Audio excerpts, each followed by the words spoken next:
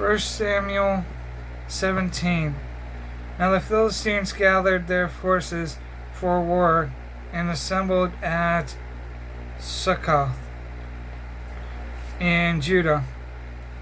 They pitched camp at Ephes Dammim between Succoth and Azekah. Saul and the Israelites assembled and camped in the valley of Elah and drew up their battle line to meet the Philistines. The Philistines occupied one hill and the Israelites another, with the valley between them.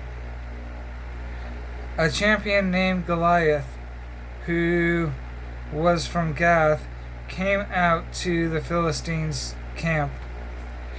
He was over 9 feet tall. He had a bronze helmet on his head and wore a coat of scale armor of bronze, weighing 5,000 shekels. On his legs he wore bronze greaves, and a bronze javelin was slung on his back. His spear staff was like a weaver's rod, and its iron point weighed 600 shekels. His shield bearer went ahead of him. Goliath stood and shouted to the ranks of Israel, Why do you come out and line up for battle? Am I not a Philistine, and are you not the servants of Saul? Choose a man and have him come down to me. If he is able to fight and kill me, we will become your subjects. But if I overcome him and kill him, you will become our subjects and serve us. Then the Philistines said, This day I defy the ranks of Israel. Give me a man and let us fight each other. On hearing the Philistines' words, Saul and all the Israelites were dismayed and terrified. Now David was the son of an Ephraimite named Jesse, who was from Bethlehem in Judah. Jesse had 8 sons, and his sons Jesse had 8 sons, and in Saul's time he was old and well advanced in years. Jesse's 3 oldest sons had followed Saul to the war. The firstborn was Eliab, the second Abinadab, and the third Shema. David was the youngest. The 3 oldest followed Saul, but David went back and forth from Saul to tend his father's sheep at Bethlehem. For 40 days the Philistines came forward every morning and evening and took his stand. Now Jesse said to his son David, Take this ephah of roasted grain and these 10 loaves of bread for your brothers, and hurry to their camp.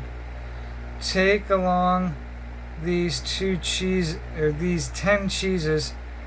to the company of their unit.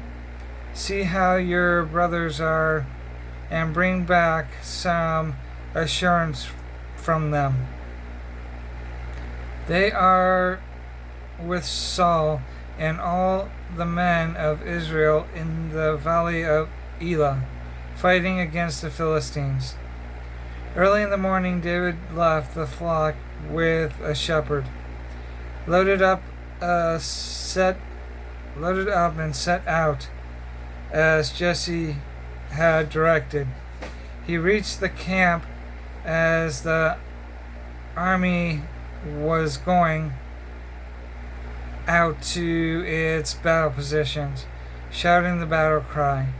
Israel and the Philistines were drawing up their lines facing each other.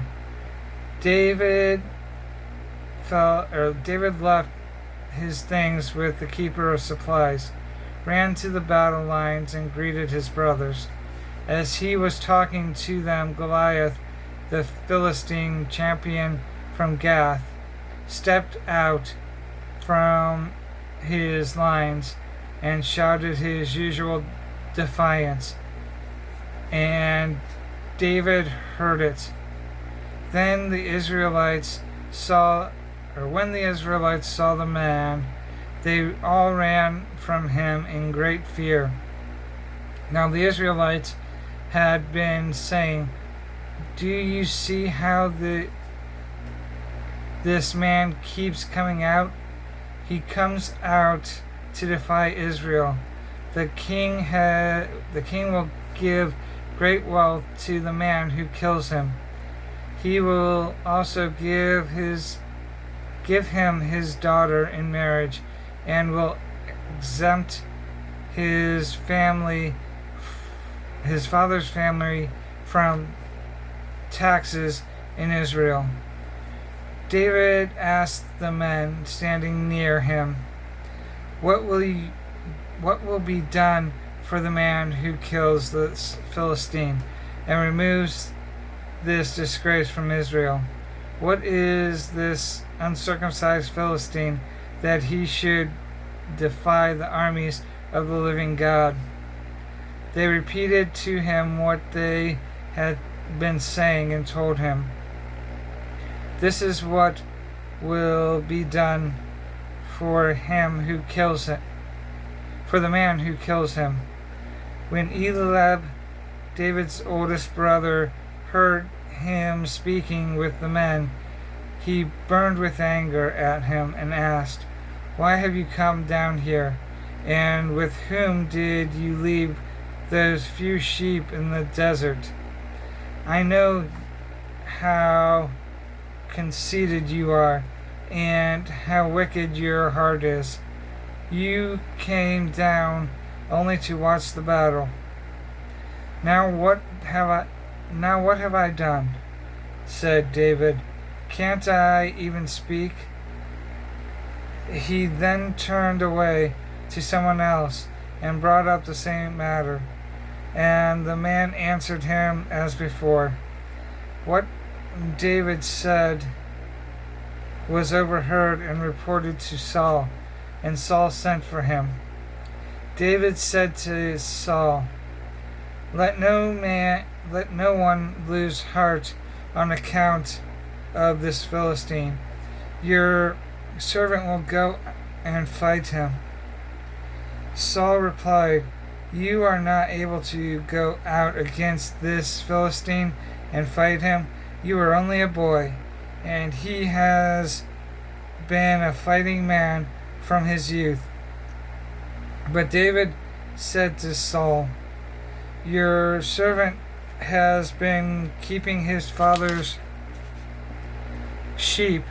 When a lion or a bear came and carried off a sheep from the flock, I went after it, struck it, and rescued the sheep from its mouth. When it turned on me, I seized it by its hair, struck it, and killed it. Your servant has killed both the lion and the bear. This uncircumcised Philistine will be like one of them, because he has defied the armies of the living God.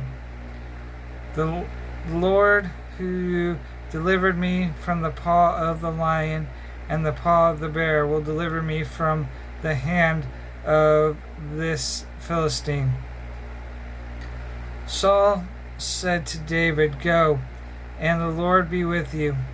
Then Saul dressed David in his own tunic. He put a coat of armor on him and a bronze helmet on his head. David fastened on his sword over the tunic and tried to walk around, because he was not used to them. "I cannot go in these," he said to Saul, "because I am not used to them." So he took them off.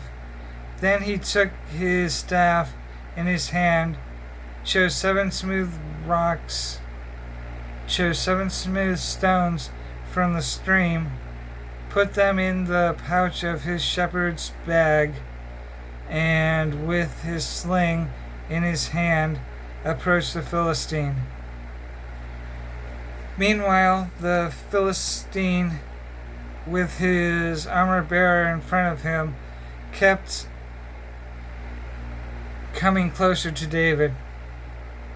He looked David over and saw that he was only a boy, ruddy and handsome, and he despised him. He said to David, "Am I a dog that you come at me with sticks?" And the Philistines cursed David by his gods. "Come here," he said, and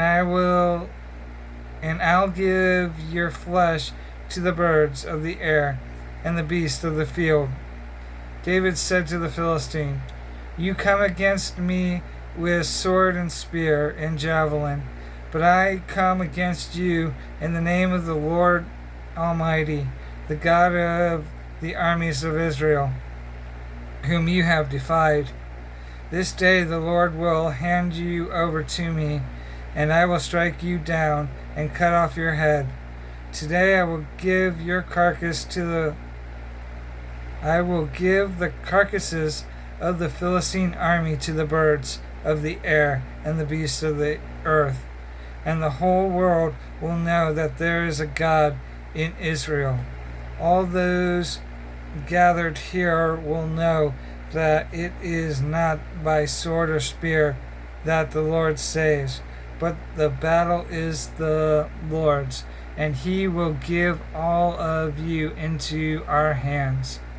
As the Philistine moved closer to attack him, David ran quickly towards the battle line to meet him. Reaching into his bag and taking out a stone, he slung it and struck the Philistine in the head. The stone sank into his forehead, and he fell face down on the ground. So David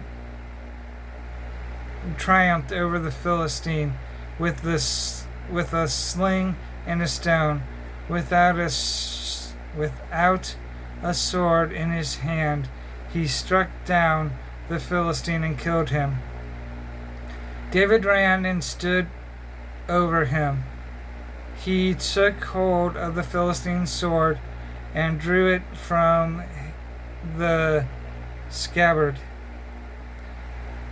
After he killed him, he cut off his head with the sword. When the Philistines saw that their hero was dead, they turned and ran. Then the men of Israel and Judah surged forward with a shout and pursued the Philistines to the entrance of Gath and to the gates of Ekron.